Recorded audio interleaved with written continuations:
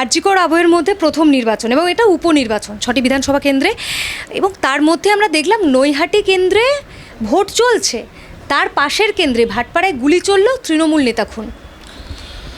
নৈহাটি, ভাটপাড়া, জগদ্দল, এই গোটা অঞ্চলটাতে খুনটা তো নতুন কিছু নয়। এই উপনির্বাচনের আগেই বা দিনেই আমরা দেখলাম এরম ব্যাপারটাও নয়। ওই গোটা অঞ্চলটা জুড়ে আমরা জানি যে মাফিয়া রাজ, রাজনৈতিক দলগুলোর সুরক্ষা নিয়ে দীর্ঘ সময় ধরে তাদের রাজত্ব কায়েম করে রেখেছে। সেই মাফিয়া রাজ কখনো বিজেপি হয়, কখনো তৃণমূল হয়, কখনো তৃণমূল হয়, কখনো বিজেপি হয়। অর্জুন সিংয়ের পাল্টি খাওয়ার ইতিহাস যদি দেখা যায় তাহলে পরিষ্কার হয়ে যাবে।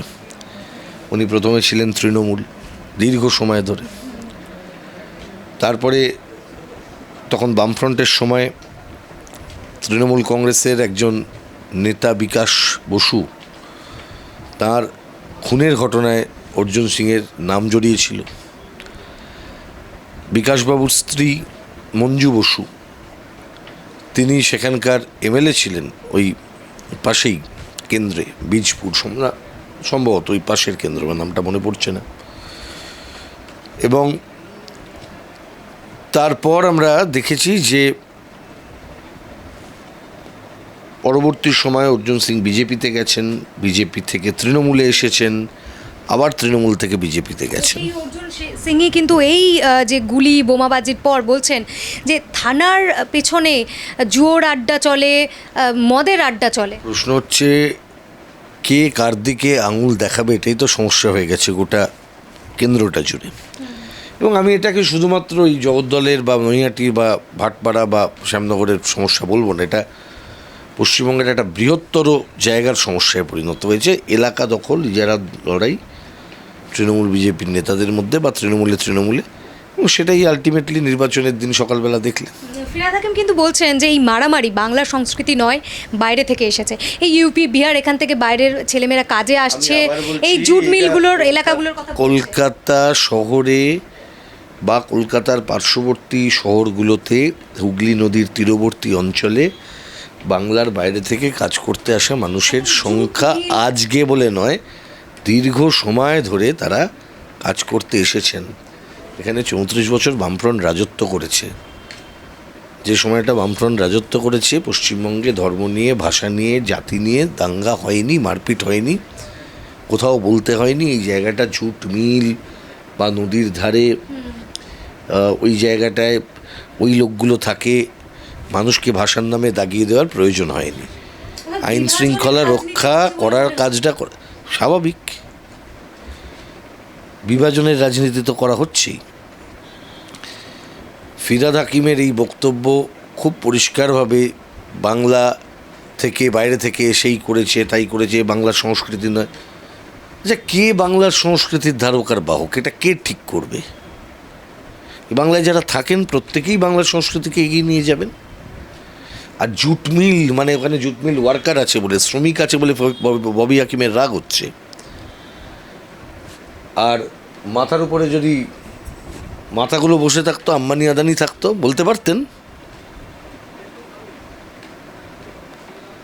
আমি তৃণমূলের এরকম বহু মাফিয়া গোছের লোকজনকে জানি যারা তৃণমূলের অনন্যতায় কাজ করে যাচ্ছেন, তারা ভাষাটা কিন্তু তাদের অন্য। তার মানে পুরোটাই একটা স্বজন পোষণ, তোষামোদ ম্যাটার করে। গরিব বিরোধী একটি কাজ, গরিব বিরোধী বক্তব্য।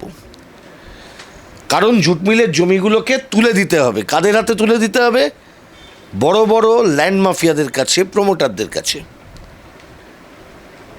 হাওড়াতে দেখো নি, তোমাকে দেওয়া একটা সাক্ষাৎকার নিয়ে খুব বিতর্ক হয়েছিল নির্বাচনের আগে। তুমি আমায় প্রশ্ন করেছিলে আপনি যদি জেতেন তাহলে বাঙালি শ্রমিকদের জন্য কি করবে। আমি তার উত্তরে বলেছিলাম শ্রমিকের বাঙালি বিহারি হয় না। এটি নিয়ে একটি সংগঠন তারা প্রকাশ্যে আমার নিন্দা করেছিল, তারা পথসভা করেছিল যে সিপিআইএমের প্রার্থী এই ধরনের কথা বলেছেন, বাঙালি বিহারি এই সমস্ত শ্রমিকের হয় না ইত্যাদি। এমন একটি জায়গায় পথসভা করেছেন, আমি সেখানে পরে প্রশ্ন করেছিলাম যে এই জায়গাটা যারা বাংলা ভাষা বলেন না, মাতৃভাষা নয়, বা বাংলা ভাষা বলেন না কথাটা বলা ভুল, সবাই বাংলা বলেন, কিন্তু তাদের, আমি আবারও বলি, মাতৃভাষার তাদের জন্ম হয়েছে অন্য কথা ভাষা শিখে, সেই রকম মানুষ এখানে এসেছেন, কাজে কর্মে এসেছেন, তারা বলছেন মানে অবাঙালি মানুষ। এই ডেফিনেশনটাকে খুব পরিষ্কার করার দরকার আছে, কাকে বাঙালি বলবে।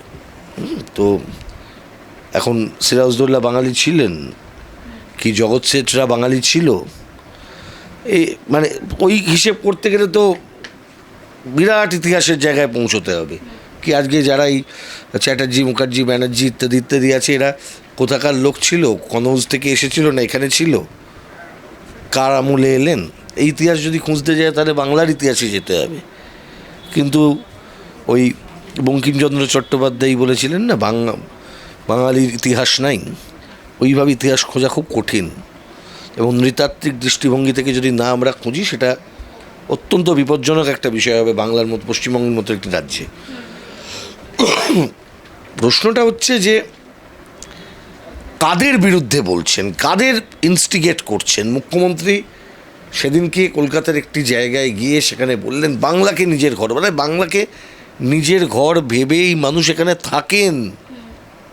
এই যে জায়গায় আমরা বসে আছি, এই হাইকোর্ট চত্বর থেকে শুরু করে গোটা উত্তর কলকাতার একটা বড় অংশ, এই গোটা অংশে যে অবাঙালি মানুষ থাকেন, বা উল্টো দিকে চলে যায় উত্তর হাওড়া, ইলুয়া, সব অঞ্চলে মানুষ এসেছেন, বিভিন্ন সময় কাজের সন্ধানে এসেছেন, এবং এটা আজ বলে নয়, এটা বছরের পর বছর ধরে এই ধারা চলেছে।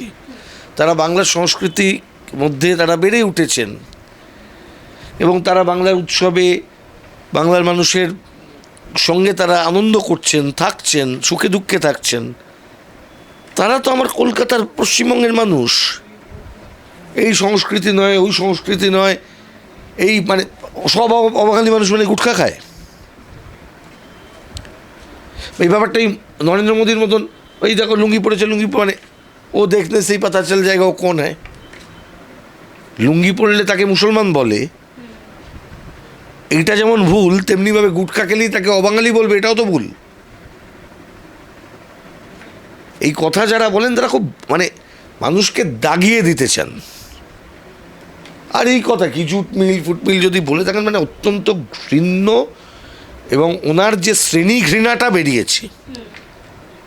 আমার গরিব মানুষের কাছে, খেটে খাওয়া মানুষের একটা কথা তাদের কাছে বলার, যে এরা একটি শ্রেণীর প্রতিনিধিত্ব করছেন, এদের প্রভুরা তারা যে ভাষাতেই কথা বলুক, তাদের নাম আদানি, আম্বানি ইত্যাদি ইত্যাদি, আর গোলামরা কারোর নাম ফিরহাদ হাকিম, কারোর নাম ওখানে নরেন্দ্র মোদী বা অন্য কেউ, গোলামরা কাজ করে। আমি তাই বলবো যে এদের বিরুদ্ধে শ্রেণী ঘৃণা, যেটা গরিব মানুষের, খেটে খাওয়া মানুষের, যাদেরকে আজকে অপমান করলেন জুটমিল তুলে দেবার জন্য ওই শ্রমিকগুলোকে, তাদের একজোট হওয়া উচিত। লড়াইটা আসলে বড় লোকের সাথে গরিবের, হ্যাবসের সাথে হ্যাভ নটসের।